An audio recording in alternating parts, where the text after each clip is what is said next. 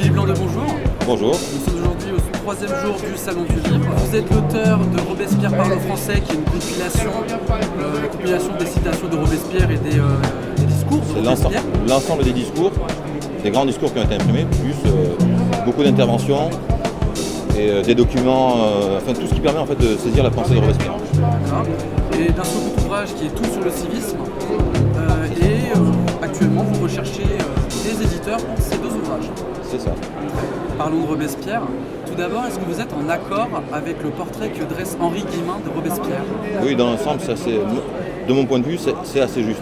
Il y a quelques petites erreurs qu'il faudrait relever en regardant la vidéo, mais dans l'ensemble, moi je trouve que c'est assez juste.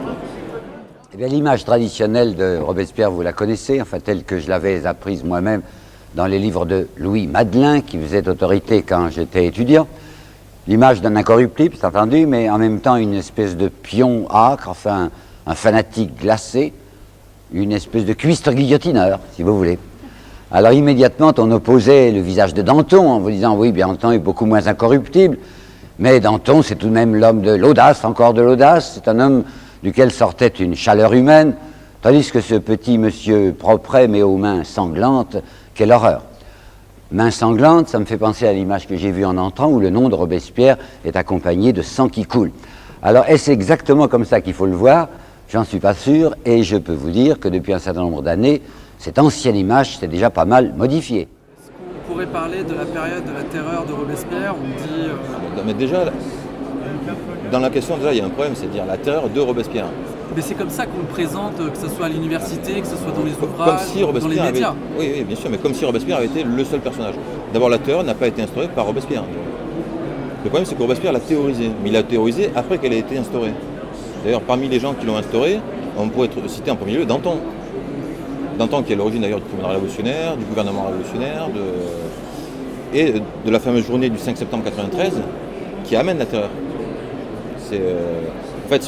C'est la situation de 93 désespérée qui amène les faubourgs à se mobiliser, ils vont manifester devant l'hôtel de ville. Derrière, il y a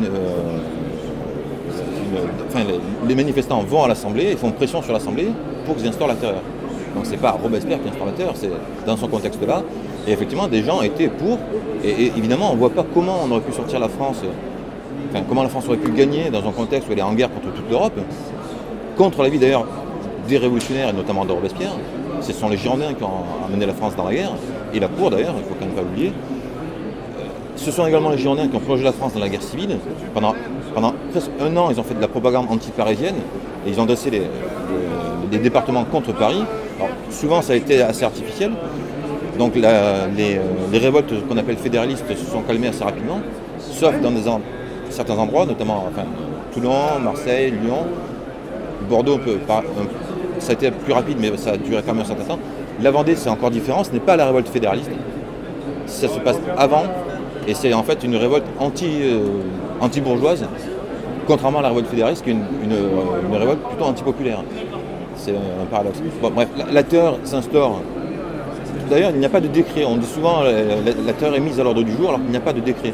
Ce sont les mesures qui sont prises qui font dire qu'elle est mise à l'ordre du jour, mais il n'y a pas de décret de la mise à l'ordre du jour de la terreur. Et Robespierre, lui, donc théorise réellement la terreur par la théorie du gouvernement révolutionnaire en décembre. Donc là, on était en septembre, là, en décembre. Et la théorisation de la terreur elle-même, c'est le 5 février 1994. Donc on est déjà dedans. Il ne l'a pas instauré, quoi.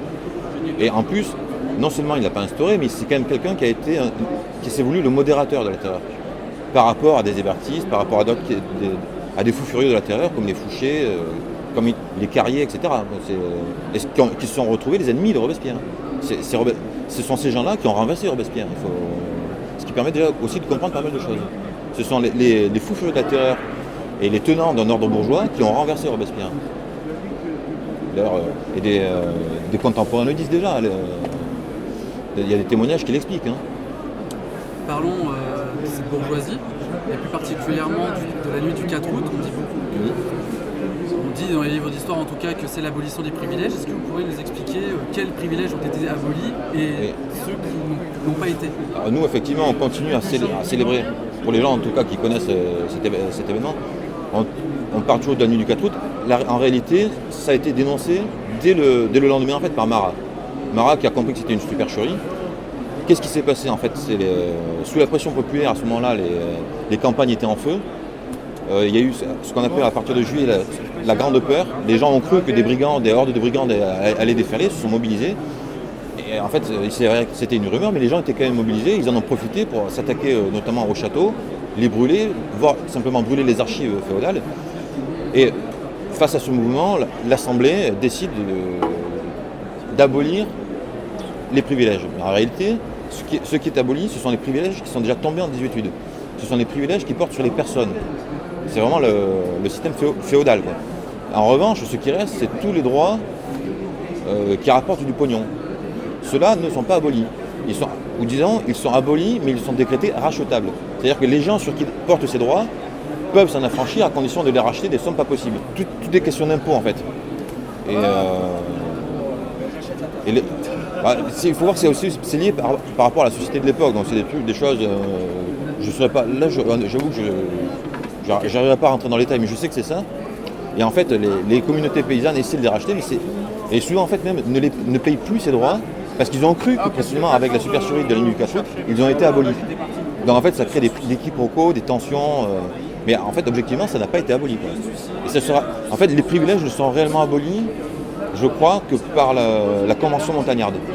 Et je crois que c'est le 17 juillet avec Couthon. C'est Couthon qui réclame l'abolition sans indemnité. Parce qu'en fait, il était là le point. C'était abolition, mais avec indemnité. Indemnité donc, que les intéressés ne pouvaient pas payer et qui sont abolis réellement. La possibilité d'indemnité est réellement abolie en juillet 93 et non pas le 4 août. Donc, c'était supercherie qui a été dénoncée dès le lendemain par Marat. Donc il faudrait retrouver les textes, mais c'est clair. Est-ce que ça pourrait être la cause de son assassinat? Non, absolument pas. La cause de l'assassinat de Marat est plutôt liée à la révolte fédéraliste, en fait, à la propagande girondine menée depuis... il faut savoir que Marat était quand même l'homme le plus persécuté de la Révolution. Dès la Constituante, il est persécuté. Marat, c'est quelqu'un qui est, contrairement à l'image qu'on peut avoir de lui, de hurluberlu, terré dans une cave, hirsute, etc., c'est quelqu'un de très instruit. C'est un philosophe, c'est un physicien, qui a fait d'ailleurs des travaux en optique, par exemple, qui sont restés des références jusqu'à la fin du 19e. Il a été médecin, il a été, je crois, le médecin des gardes du corps, un truc comme ça, du frère du roi. Et surtout, il a écrit un livre qui s'appelle Les chaînes de l'esclavage, 15 ans avant la Révolution, où il analyse en fait les mécanismes pour le peuple, pour se défendre contre ses maîtres. Donc, finalement, c'est un bouquin qui est assez pessimiste, parce qu'il voit bien que finalement les puissants arrivent toujours à retomber sur leurs pattes et arrivent toujours à berner le peuple. Et donc, en fait, le fait d'avoir écrit ce bouquin-là l'a préparé à la Révolution. Et c'est pour ça que très tôt, il dénonce certaines postures, il dénonce les puissants du jour, il comprend que ce sont des gens qui vont mabouiller, entuber le peuple. Et donc, évidemment, les puissants, eux, le proscrivent. Et par définition, les puissants ont tous les pouvoirs. Et la justice traque Marat dès le début, ou en tout cas très tôt dans la Révolution. Et Marat, du coup, est obligé de se cacher. D'où, en fait, l'image de ce personnage caché, toujours hirsute, mal lavé. D'ailleurs, c'est là que, en se cachant dans des caves, il ne s'est pas caché que dans des caves, à mon avis, mais c'est en tout cas comme ça qu'il a attrapé la maladie de peau, qui fait qu'il sera, à la fin de sa vie, obligé de rester dans sa baignoire pour prendre des bains. Et c'est pour ça que Charlotte Corday va le trouver dans sa baignoire. Et donc pourquoi, en fait, il est assassiné? Parce qu'effectivement, Marat est un des plus radicaux. Mais il est radicaux avant l'heure. C'est-à-dire que la Révolution, par la force des choses, va être obligée de se radicaliser. Mais lui, il avait compris qu'il fallait être radical de manière théorique. Et il le prenait dès le départ. Et donc il s'est fait des ennemis, notamment aussi chez les Girondins, qui l'ont dénoncé, qui l'ont montré comme l'ennemi numéro 1, etc. Et donc, victime de la propagande girondine, Charlotte Corday va venir à Paris pour l'assassiner.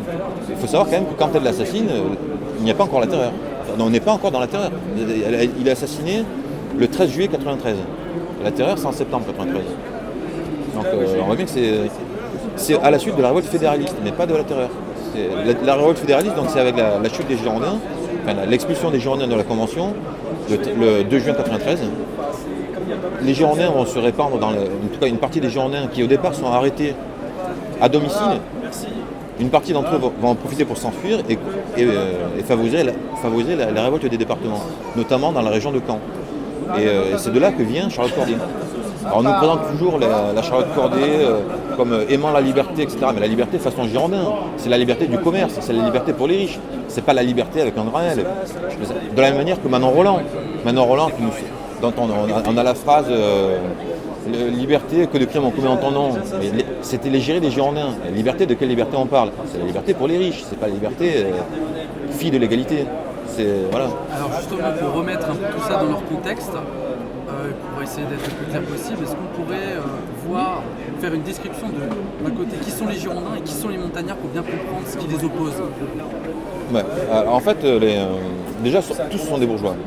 Forcément, à une époque où peu de gens finalement savent lire et écrire, les seuls qui peuvent être élus sont ceux quand même qui ont une certaine éducation, et c'est souvent d'ailleurs des gens de robe, des avocats, etc.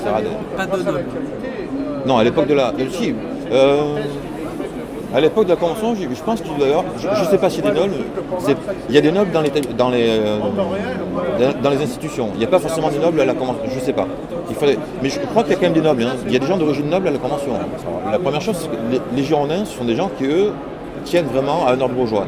Ils sont à la suite de la Constituante qui veut instaurer l'ordre qui sera établi après la chute de Robespierre et qui perdure en réalité jusqu'à nos jours, c'est l'ordre bourgeois. Face à ça, on a une poignée de gens qui sont beaucoup plus sincères, qui eux veulent réellement un système beaucoup plus démocratique. Donc dans l'intérêt de tous, et, évidemment des pauvres. Et entre les deux, il va y avoir ce qu'on va appeler les montagnards. Les montagnards sont des gens qui, pour beaucoup, comprennent, qui au départ sont girondins, pour une raison simple, c'est qu'ils viennent des départements où ils ont subi la propagande girondine. Donc au départ, ils sont souvent hostiles effectivement à ce qu'on appelle les montagnards et les jacobins. En raison surtout de la propagande. Hein. Bon. Mais petit à petit, ils vont se rendre compte à l'épreuve des faits que les Girondins sont des jobards. C'est des fous furieux. C'est quand même eux qui ont plongé la France dans la guerre, mais qui, avec leur politique bourgeoise, ne peuvent pas gagner la guerre. Parce que la France, en guerre face à toute l'Europe, a besoin de toutes ses ressources. Or, pour mobiliser les ressources du pays, il faut quand même lâcher du lest au peuple. Or, les Girondins, c'est pas leur truc. Hein. Les Girondins, c'est le peuple a faim, on lui tire dessus. Bon. Les montagnards, une partie donc, des Girondins comprend que cette politique-là n'est pas la bonne, en tout cas dans ce contexte-là, et se range du côté des Jacobins, qu'on appelle aussi les montagnards. Mais ça, en fait, c'est une alliance, c'est une opposition de circonstances. Bien que parmi les montagnards, il y ait des gens qui, eux, soient réellement sincères, et ce sont les robespierristes. Voilà. Donc on a vu qui étaient les montagnards, qui étaient les Girondins. Peut-être les Jacobins. Les Jacobins. L'origine des Jacobins, c'est ce qu'on appelle le club breton. Ça s'est monté dès Versailles, en fait, dès la réunion des États généraux. Quelques députés d'origine bretonne décident de se réunir avant les séances des États généraux. Et petit à petit, d'autres députés se joignent à eux. Et ça va donner l'embryon de ce qui sera plus tard le club des Jacobins. Les Jacobins, en fait, donc, quand Louis XVI est ramené à Paris, évidemment, l'Assemblée est elle-même transférée à Paris et les députés qui formaient le club breton, eux-mêmes, se transportent à Paris. Alors, je ne sais pas si ce sont exactement l'ensemble de ces députés du club breton qui forment les Jacobins ou si c'est une partie d'entre eux. Mais les Jacobins, qu'est-ce que c'est? En fait, au départ, c'est le nom de Jacobins. C'est le lieu où ils se réunissaient. C'est pas, on fait souvent le rapprochement entre Jacob, donc juif, etc. Mais ça n'a rien à voir. C'était un ordre religieux.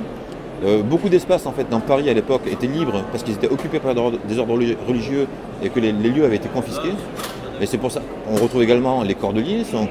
Nous aujourd'hui on ne les connaît plus, mais les cordeliers étaient un corps religieux, les feuillants étaient un corps religieux.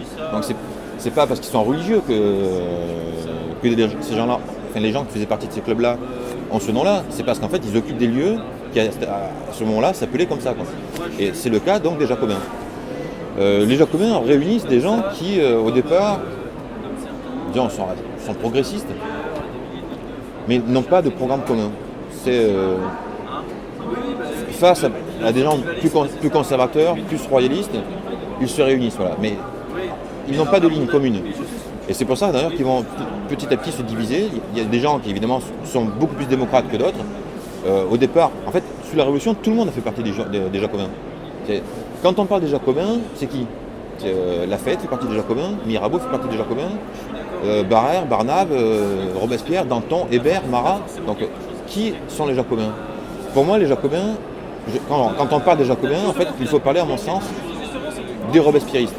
Si on ne parle pas des Robespierristes, qui sont en fait les derniers Jacobins, le dernier carré jacobin, quand les Jacobins sont fermés après le Thermidor, ce ne sont plus que des Robespierristes. Donc les Jacobins, c'est eux. Et les autres, petit à petit, les autres sont partis. Ils ont fondé tantôt le Club des Feuillants, tantôt ça a été les Hébertistes, tantôt ça a été les Dantonistes, les Girondins. Les Girondins ont été d'ailleurs exclus des Jacobins parce qu'ils étaient pour la guerre et pour une politique bourgeoise, et ils ont été progressivement exclus. D'ailleurs, ils venaient très peu, en réalité, les Girondins aux Jacobins. Enfin, voilà, donc les Girondins, les Jacobins, que voulaient-ils?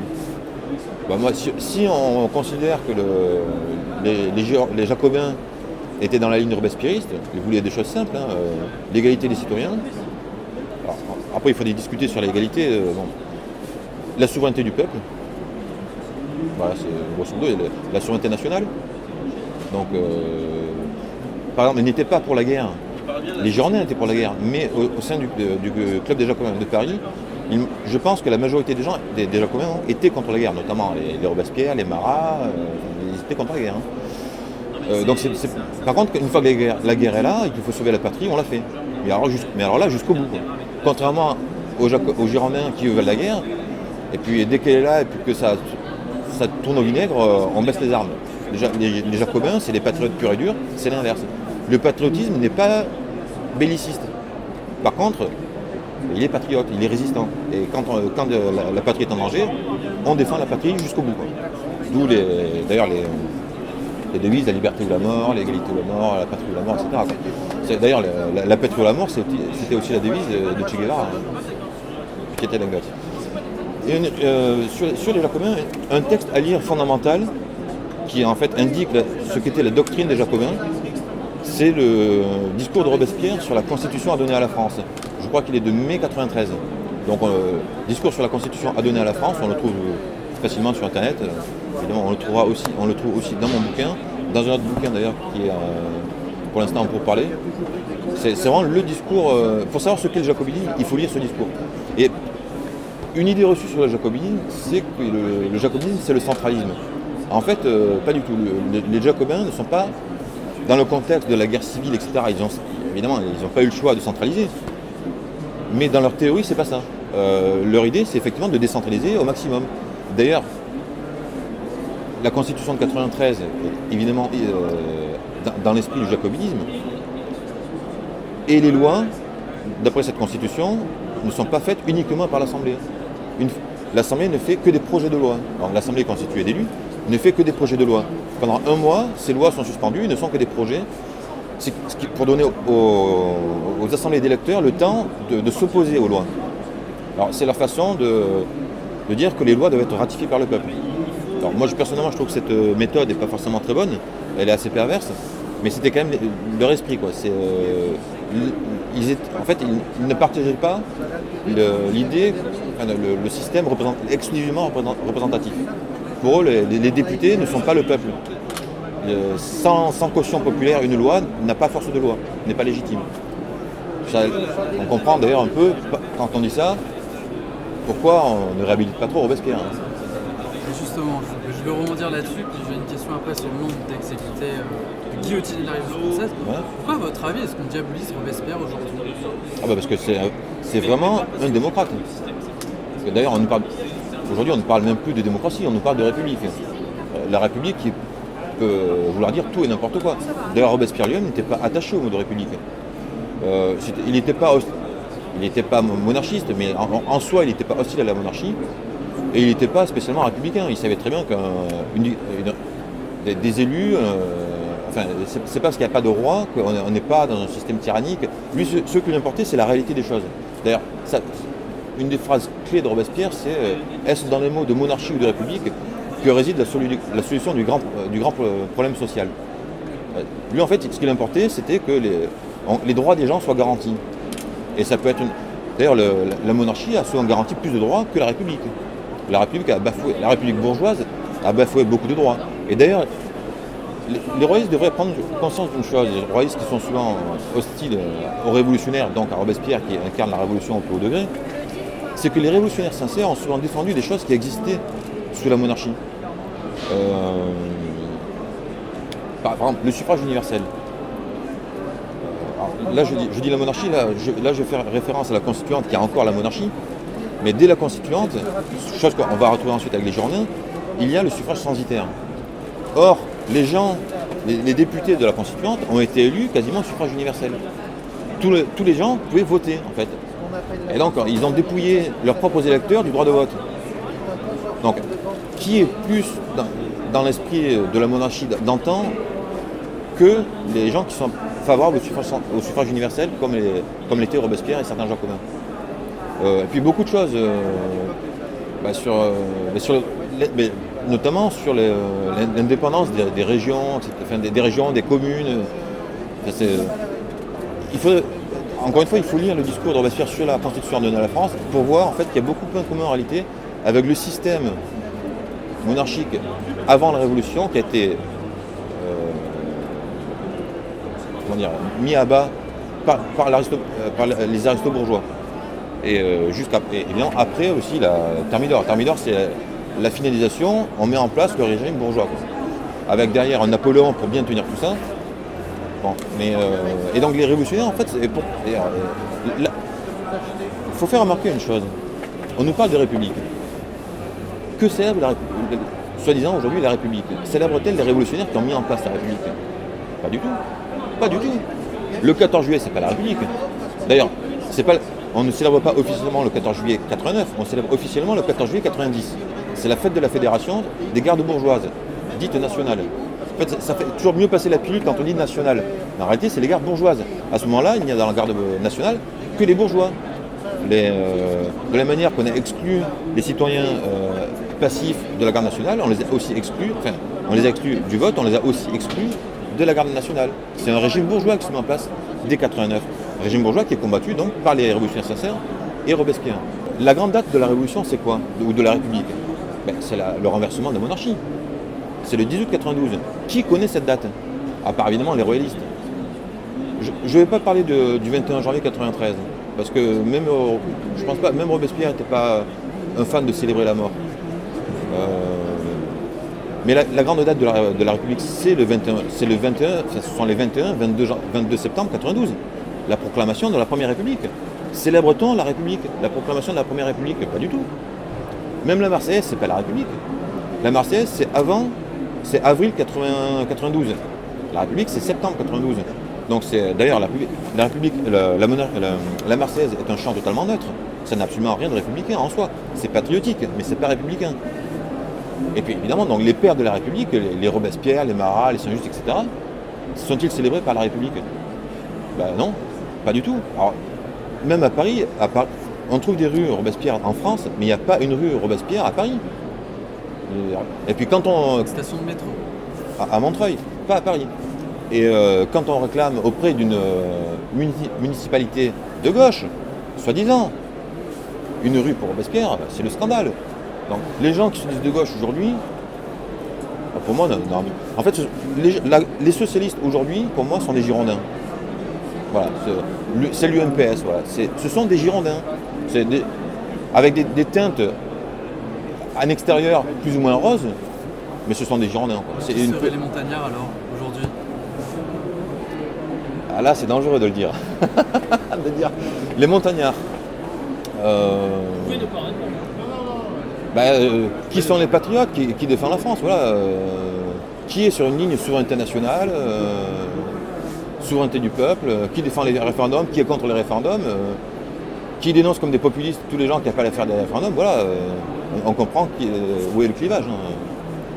Est-ce qu'on pourrait revenir, ou plutôt tout simplement aborder les guillotines de la Révolution française? On dit que sous le régime de la Terreur, il y a eu 40 000 guillotinés. Non. Sous le régime de la Terreur, il y a eu... moi, j'ai travaillé sur le tribunal révolutionnaire de Paris. Les historiens qui ont travaillé sur la terreur en général disent environ 17 000 exécutions. 40 000, ce sont les morts. Les morts dues à exécution sommaire, donc hors du cadre de la terreur. La terreur, c'est la répression légale. Hors du cadre de la légalité, ce n'est plus la terreur. C'est sous la terreur, enfin c'est l'époque de la terreur, mais c'est pas la terreur en soi. En comptant aussi beaucoup les gens qui sont décédés en prison, suite des maladies, dans des conditions d'hygiène déplorables, pas forcément voulues, mais la quantité de gens qui étaient arrêtés faisait que ça devenait difficile à gérer. Donc c'est 17 000 en fait, quoi. Ce qui en réalité sur un an, c'est un an, la terreur c'est un an, ça dure un an. Sur la France, qui à l'époque comptait entre 25 et 26 millions d'habitants, c'est pas tant que ça. 17 000 morts, c'est 40 000 morts, c'est la bataille d'Eylau. Une bataille de Napoléon, c'est 40 000 morts. Voilà. La Commune de Paris, en une semaine, c'est 20 000 fusillés. Et là, pour le coup, c'est des Parisiens. Là, donc 17 000 morts sur toute la France. Et d'ailleurs, c'est pour ça que Robespierre, dans son dernier discours, à mon sens, ne dénonce pas en fait le nombre d'exécutions qui vont avoir lieu. D'ailleurs, après ça, on va parler de ce qu'on appelle la Grande Terreur. Robespierre ne dénonce pas les exécutions, il dénonce les arrestations arbitraires. Ce qui était aussi un scandale, et qui était mis en œuvre d'ailleurs par ses ennemis. Bon. Et donc, du coup, là, effectivement, on va parler de la Grande Terreur. Alors, les historiens datent d'une période qu'on appelle la Grande Terreur à partir du 22 prairial 22 prairial en 2, je crois que c'est 10 juin. Il me semble que c'est 10 juin 1994, jusqu'à la chute de Robespierre, donc 9 Thermidor 1994, en 2, c'est-à-dire 27 juillet 1994. Et c'est effectivement dans la période dans laquelle, à Paris, il y a le plus d'exécutions. Il y en a quasiment autant que sur toute la période qui précède depuis le début de la terreur. Mais alors pourquoi ? Une chose que les historiens oublient toujours de rappeler, c'est qu'avant la loi du 22 prairial, il y a la loi du 27 germinal. Alors, je crois que c'est en mars. 27 germinal, c'est au mois de mars. Enfin, c'est grosso modo, c'est 2 mois avant. La loi du 27 germinal supprime les tribunaux révolutionnaires de province. C'est-à-dire qu'ils se sont rendus compte qu'effectivement, en province, une fois que la terreur est passée, il faut peut-être l'arrêter. C'est pas la peine de poursuivre, de maintenir des institutions qui n'ont plus lieu d'être. Donc on les supprime. Ça permet d'ailleurs au pouvoir central, on les supprime au profit du tribunal révolutionnaire de Paris. En fait, il ne reste plus en France, en théorie, que le tribunal révolutionnaire de Paris. En fait, il va y avoir quand même quelques exceptions, notamment dans les régions en guerre, comme en Vendée, comme c'est la commission d'Orange qui va être mise en place un peu plus tard. Parce qu'en fait, dans ces régions-là, il n'y avait pas eu de tribunal révolutionnaire. Donc, comme il n'y a plus que le tribunal révolutionnaire de Paris, on ne peut pas non plus envoyer à Paris tout le monde. À l'époque, on se baladait en charrette, à pied et en charrette. Donc, envoyer des gens du l'autre bout de la France, c'est pas évident. Donc, ou on les envoie pas, ou le pouvoir central valide la création de commissions sur place ou la perpétuation de commissions qui existaient déjà. Et ça va être notamment la commission d'Orange. Et donc, par la force des choses, il est normal que le nombre de jugements, d'exécutions et même d'incarcérations augmente à Paris. C'est pas parce que la terreur augmente, c'est parce qu'on concentre tout à Paris. Et alors, effectivement, il y a 2 phases. Quand on voit dans un autre bouquin, j'ai mis tous les chiffres. J'ai travaillé sur les tribunaux révolutionnaires de Paris. J'ai dépouillé toutes les archives du tribunal pour avoir les chiffres. Ce qui est étonnant, c'est qu'on ne les trouve pas. Je n'ai vu aucun bouquin, aucune étude dans laquelle on trouve des chiffres exacts. Alors non seulement des exécutés, mais des gens qui sont passés en jugement, donc tous les jugements. Donc il y avait 3 types de jugements. Il y avait de verdicts, la mort, l'acquittement et libération, et autres. Alors ça pouvait être des années de fer, différentes peines, mais... L'exil. Est-ce qu'il y avait l'exil ? Peut-être le bannissement, il devait y avoir des choses comme ça. Peut-être alors déjà, par exemple, les prêtres réfractaires étaient déportés automatiquement. Alors, il faudrait revoir, mais oui, il devait y avoir des choses comme ça. Mais c'est souvent des années de fer, des trucs comme ça, quoi. Donc, c'est-à-dire de bagne. Et donc, en fait, quand on fait le graphique de la terreur, c'est très net. En fait, il y a une première augmentation du nombre de morts à partir de l'exécution des Girondins. Donc, c'est le 31 octobre 1993. Là, hop, on gravit une première étape. Ensuite, c'est avec la chute des factions. Là, c'est pareil, comme ça fait quand même du monde, et qu'à ce moment-là, il n'y a pas beaucoup de monde. il faut bien voir que jusqu'à janvier 1994, il y a très peu d'exécutions en réalité. Voire même, il y a beaucoup plus de libérations que d'exécutions.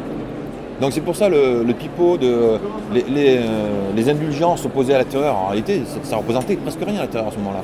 C'est après qu'il va y avoir des morts, mais pas quand justement les factions, notamment alors les hébertistes, eux, demandent plus de terreur, les dantonistes, eux, demandent l'arrêt de la terreur. Alors qu'en fait, ça représente vraiment pas grand-chose. Hein. En tout cas à Paris. Et avec les factions, la chute des factions, là, effectivement, ça monte encore. Et là où ça monte pour de bon, et là c'est très visible, c'est à partir du 27 Germinal. La loi donc, de police générale qui supprime notamment les tribunaux de province, là ça augmente sérieusement. Et là après, évidemment, là, il y a encore une autre cassure, c'est avec la loi du 22 Prairial qui, elle, modifie le fonctionnement du tribunal révolutionnaire, qui supprime les témoins, alors, il faut bien comprendre que c'est pas ce qu'on croit.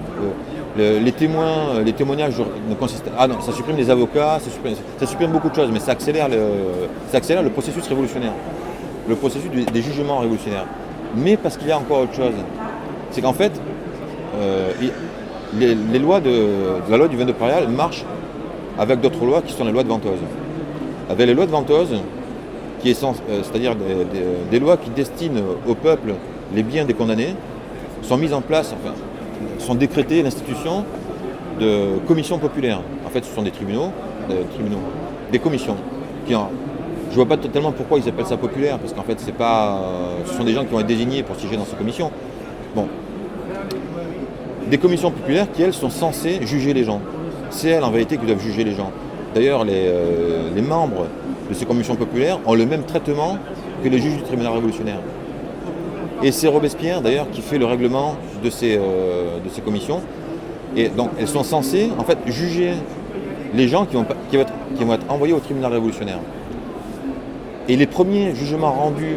Alors, les jugements de ces commissions ne sont pas exécutés tant que les personnes en question ne sont pas passées au tribunal. Et les premiers jugements rendus sont rendus, je crois, le 20 Prairial. Le 20 Prairial, premier jugement des commissions populaires, 22 Prairial, adoption des lois de Prairial. Moi, j'y vois un rapport direct. Hein.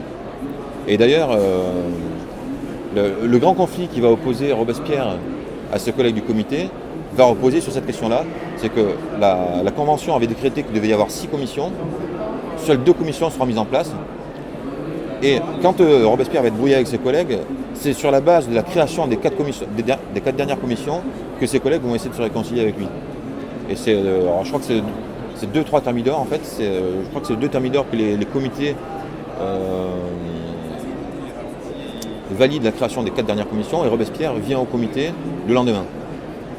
Bon, ça me paraît assez clair, quoi. En fait, c'est là où on retombe sur ce qu'on disait un peu au départ, c'est que il y a des gens qui étaient montagnards, mais qui n'avaient pas forcément qui étaient moins sur une ligne populaire que Robespierre. Voilà. Est-ce qu'on pourrait parler de la loi Le Chapelier ?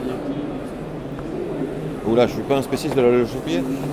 Alors, la loi Le Chapelier, c'est la fin des corporations. Alors ça, effectivement, c'est un sujet qui concerne plus Marion Sigaud, parce que ça correspond à des organisations d'ancien régime, donc ça c'est pas trop mon sujet. Mais il faut savoir qu'il y a tout un ensemble de lois. Le Chapelier était le rapporteur d'un comité, je crois peut-être le comité de législation, un truc comme ça. Et en fait c'est tout un ensemble de lois. C'est la loi martiale, c'est la loi sur le suffrage censitaire, c'est la loi contre les corporations, c'est la loi contre les pétitions. Et quand on reproche à Robespierre effectivement de ne pas s'être opposé à la loi sur les corporations, on oublie de mentionner qu'il s'est quand même opposé à toutes les autres lois, quoi. Derrière, c'est quand même lui qui réclame la liberté de la presse, c'est lui. Il réclame, et derrière, il va réclamer la liberté de la presse et la liberté de pétition, ça allait ensemble. La liberté de pétition, encore, et non, parce que la Constituante avait admis le droit de pétition, mais à titre individuel. Ce qui ne veut pas dire grand-chose. C'est-à-dire, vous avez le droit d'écrire à votre député, mais vous n'avez pas le droit de faire une pétition en non collectif. Or, la pétition en non collectif, qu'est-ce que c'est si ce n'est quelque part l'ancêtre du syndicat? Donc, oui, effectivement, il n'est pas quelle est son opinion dans la question des corporations? Je ne sais pas, puisqu'il n'a pas parlé dessus. Mais il ne s'y est pas opposé. Mais bon, on ne peut pas dire que pour autant, il était dans la politique, il soutenait la politique bourgeoise de la Constituante, puisqu'il s'est opposé quasiment à tout. Bon, on attribue à Robespierre le génocide des Vendéens. Ah oula. Oui, précisément, je suis en train de travailler sur cette question-là. Je suis en train de faire un bouquin sur la Vendée. Alors, j'en parle dans un de mes bouquins. J'ai fait il y a toute une partie qui est consacrée à la question de la Vendée. Alors, c'est un bouquin sur Robespierre, mais pour prouver précisément que ça ne concerne pas Robespierre. Et là, je suis en train de faire un autre bouquin consacré à lui, à la Vendée, dans lequel je présenterai tous les arrêtés du comité de salut public sur la question de la Vendée. Quoi. Qu'est-ce qui prouve qu'il n'a rien à voir avec le génocide de la Vendée? Non, mais déjà, pour commencer, il n'y a pas eu de génocide vendéen. Déjà pour commencer. Donc, nous, on parle de la Vendée. À l'époque, il ne parlait pas de la Vendée. Il disait la Vendée, mais ça ne désignait pas seulement la Vendée. La rébellion qui va avoir lieu à l'ouest, en fait, en Bretagne, c'est tout le sud de la Loire. Après un certain moment, c'est presque toute la Bretagne au début. Hein. Alors, dans le reste de la Bretagne, en fait, les insurrections vont être matées, disons, rapidement. Ça va être un feu de paille. Par contre, elle va perdurer dans tout le sud de la Loire. Donc ça comprend la Loire inférieure, autour de Nantes. Il y a le Morbihan aussi, qui était pas mal agité. Donc le sud de la Loire inférieure, le sud du Maine-et-Loire, le nord des Deux-Sèvres, nord-nord-ouest des Deux-Sèvres, et le nord de la Vendée. C'est même pas d'ailleurs toute la Vendée. Donc nous on parle de la Vendée, à l'époque on parle de Vendéens, ils ne parlaient pas de Vendéens. Ils disaient les rebelles ou les brigands. Et les Chouans c'est après et c'est plus au nord. Les Chouans c'est la Mayenne. Donc ça participe de la guerre à l'ouest. D'ailleurs ce sera le titre de mon bouquin, La guerre de l'ouest. On peut dire que c'est un peu la même chose. Effectivement, quand on dit les Chouans, on ne se dit pas tiens ils ont génocidé une population. Les Chouans ça désigne un type de rebelle. Ben là c'est pareil. On peut faire croire qu'il y a eu du génocide en Vendée parce qu'on dit les Vendéens. Alors qu'en vérité, on pourrait dire les Chouans, c'est pareil, ça ne désigne pas une population. La Vendée commence en mars 93, le 9 mars 93 par l'insurrection à Cholet, par rapport au recrutement lié à la guerre. Encore une fois, les Girondins ont plongé la France dans une guerre, il faut la faire. Pour faire la guerre, il faut des hommes. Et en février 93, la Convention décrète une levée d'hommes, une levée de 300 000 hommes. Il faut les trouver. Alors à l'époque, parce que c'est pas la conscription, on parle des fois de conscription. Ce n'est pas la conscription, c'est du volontariat ou un mode de désignation. Mais ce n'est pas comme sous Napoléon où des classes entières de gens vont être requises pour partir aux armées. Ça ne fonctionne pas comme ça. Quoi. Et les gens de l'Ouest qui ont été déçus en fait par la Révolution, mais par la Révolution qui à ce moment-là est pilotée par les aristo-bourgeois, pas par les révolutionnaires, vont s'insurger.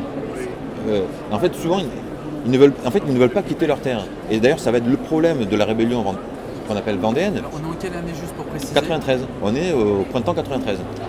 Le gros problème d'ailleurs de la rébellion vendéenne, enfin de ce qu'on appelle vendéenne, c'est qu'ils ne veulent pas quitter leur terre en réalité. Après leur défaite de Cholet, ils vont passer la Loire et entamer l'épisode qu'on appelle la virée de Galerne. Et l'état-major de l'armée catholique et royale voulait éventuellement rejoindre les alliés au nord, puisque la France était en guerre et la France était assiégée. Il y avait les Autrichiens, les Anglais au nord de la France. Donc on est en Bretagne. Il s'était dit, on peut peut-être rejoindre les armées du nord. Sauf que les paysans vendéens ne veulent pas. Ils veulent retourner en Vendée. Ce qui va être d'ailleurs leur erreur, puisque les républicains vont prendre des mesures pour qu'ils ne puissent plus revenir en Vendée. Et ils vont se faire massacrer un coup au Mans et en définitive à Savenay. Mais sur la question, donc, pourquoi est-ce qu'on ne peut pas parler de génocide? Déjà pour une raison. Alors, j'avais fait un débat avec Renan Secher qui lui dit que la Vendée, enfin la région, ces régions-là, la Vendée militaire, c'est plus de 800 000 personnes. Les victimes de la Vendée, de la guerre de Vendée, c'est, je crois qu'il dit 117 000 personnes. Bon, quand on fait le rapport, ça fait grosso modo 15%. On ne peut pas dire que quand on a... C'est violent, c'est affreux, c'est tout ce qu'on veut. Mais quand on dit génocide, on ne parle pas d'un massacre, on parle de la volonté d'extermination totale. Bon, quand on arrive à 15% de gens au bout d'un an, après les moyens qui ont été déployés, c'est qu'on n'a pas massacré toute la population. Bon, donc déjà, il n'y a pas eu génocide.